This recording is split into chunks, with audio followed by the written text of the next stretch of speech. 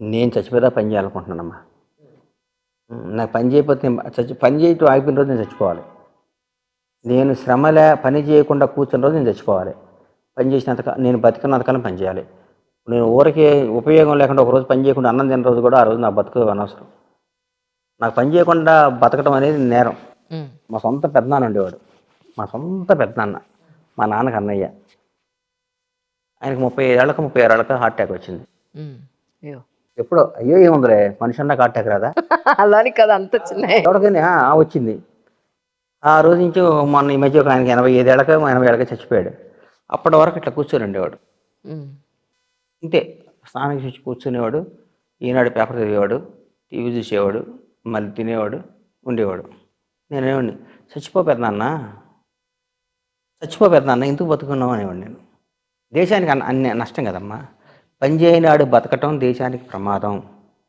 Cigarette తాగటం injurious of health అని ఎట్లా అంటారో, పని చేయకుండా కూర్చుని తినేవాళ్ళందరికీ దేశానికి ప్రమాదం. ఏది ఎవడైనా పని చేయాల్సిందే. మేము రిటైర్డ్ అయిపోయామండి, హాయిగా కూర్చుంటామండి. పొద్దున్నే లేచి స్నానం చేసి పేపర్ చదివి కాఫీ తాగి టీవీ చూస్తూ మళ్ళీ అన్నం తిని పడుకొని మళ్ళీ మధ్యాహ్నం మా భార్యతో కబుర్లు చెప్పుకొని పొగోడీలు తిని సాయంత్రం సీరియల్స్ తీసి పడుకుంటామని చెప్పండి. వాళ్ళందరినీ కాల్ చేయాలి. ఎందుకు సార్? వాళ్ళ పిల్లలు ఎక్కడో అమెరికాలో పాపం కష్టపడుతుంటారు. ఆ పిల్లలు అమెరికాలో కష్టపడుతుంటారు. ఎంత శ్రమ పడుతుంటారండి వాళ్ళు. పొద్దున్నే లేచి వారానికి ఒకసారి వండుకొని రాత్రిపూలు భార్యాభర్తలు కష్టపడి వాళ్ళు 10 లక్షలు సంపాదించుకుంటే నువ్వు ఎటు చూసి కాళ్ళు ఒప్పుకుంటూ టీవీ సీరియల్స్ వాళ్ళని ఎంత తప్పండి. పని చేయి, 1000 రూపాయలు పని చేయి, నెలకు 5,000 సంపాదించే పని చేయి, 100 రూపాయలు సంపాదించే పని చేయి. ఊరకే కబుర్లు చెప్పేవాడు బతకటం అనవసరం.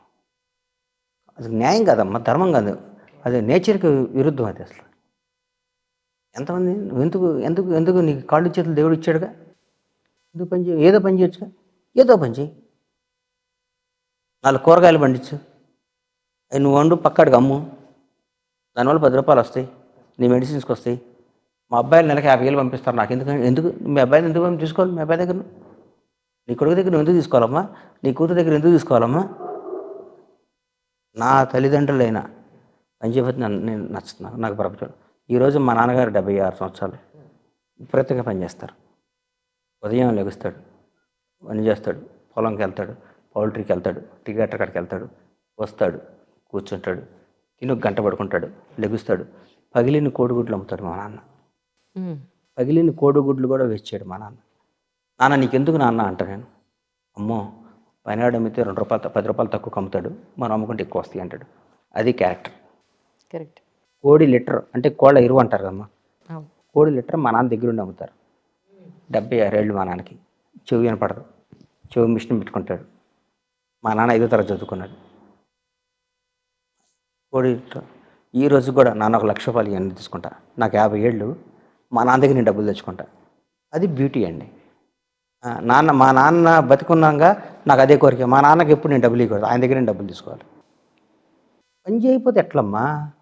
పని చేయకుండా రిటైర్డ్ అయిపోయాం. 60 ఏళ్ళు ఏముందండి అలా? 60 ఏళ్ళకి రిటైర్డ్ అయిపోయాం. 60 తర్వాత 80 ఏళ్ళని మినిమం బతుకుతున్నాం కదా.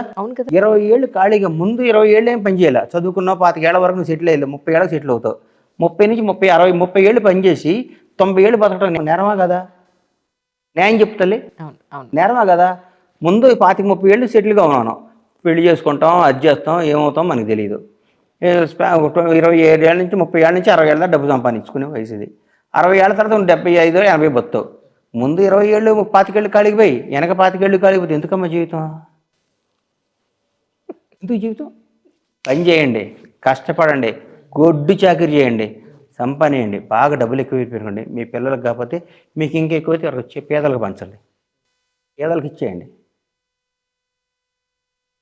పేదలకు ఇచ్చేయాలమ్మా. నేను మా ఇంట్లో, నువ్వు నమ్మవమ్మా, సార్ చిన్నపిల్లల్ని పెంచుకుంటా కదా. అవును కదా. దానికి ఒక చెల్లి వచ్చింది, ఇంకొక మరి పెంచుకుంటా. వాళ్ళు చెల్లి దాన్ని పెంచుకోవట్లేదు, దీన్ని పెంచుతాను. వాళ్ళకి అమ్మకం ఇంకో కూతురు పుట్టింది, చిన్నపిల్ల. అది అలవాటు అయిపోయిందమ్మా. నేను మనం ఆవిడితే అన్నా, అయితే మనకి వీళ్ళిద్దరు కూడా మన పిల్లలే, వీళ్ళని పేదవాళ్ళగా ఉంచుకోబాక ఎప్పుడని చెప్పా. భగవంతుడు, నేను నమ్మే పరమేశ్వరుడు సాక్షి చెప్తున్నానమ్మా, ఆ ఇద్దరు పిల్లల్ని పేద పిల్లల్ని చేయను, అద్భుతంగా చేస్తాడు ఇద్దరిని. వాళ్ళ కోసం నేను 1 గంట ఎక్కువ కష్టపడతాను. వాళ్ళకి ఇంత అద్భుతంగా ఆస్తిస్తాను నేను చెప్పను, కానీ వాళ్ళకి అద్భుతంగా చేస్తా, వాళ్ళ కాళ్ళ మీద వాళ్ళు నిలబడేలా చేస్తారు. బ్రహ్మాండంగా చదివిస్తా, వాళ్ళకి బ్రహ్మాండంగా డిపాజిట్లు చేస్తా, వాళ్ళని అద్భుతంగా తయారు చేస్తా. అది నువ్వు రాసుకోమ్మ. నా నా లైఫ్లో రావి బంగారం ఏంది ముక్కంత ఏంది, ముక్కేందమ్మా, పెద్దగా అయిపోయిందా, ఇదే ఇది తగ్గు, అది చూడండి, అది చూడండి, రైట్, అదే తప్పమ్మా, తప్పు. ఏంటి తల్లి నీ పేరేంటి? నీ పేరేంది బంగారం? ఇష్టియా, పో పో పో.